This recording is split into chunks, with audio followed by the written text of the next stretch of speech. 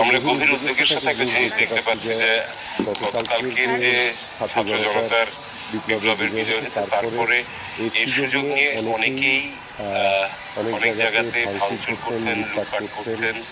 এমন অভিযোগ আসছে যে সংখ্যালঘুদের উপরেও অত্যাচার করছে। কিন্তু অ্যাট দ্য সেম টাইম আমরা এটাও দেখেছি যে যখন এটা জানতে পারা গেছে তখন এই ছাত্র জনতারা নিজেরাই যে আবার সেখানে বিভিন্ন রকমের প্রোটেকশন দেওয়ার চেষ্টা করছেন এবং অনেকেই সারা রাত ওখানে জেগে রক্ষা করেছেন। এবং এটা অত্যন্ত ভালো একটা ব্যাপার যে তারা নিজের থেকে ওখানে যে সবাইকে নিবৃত্ত করছেন বা রক্ষা করার চেষ্টা করছেন।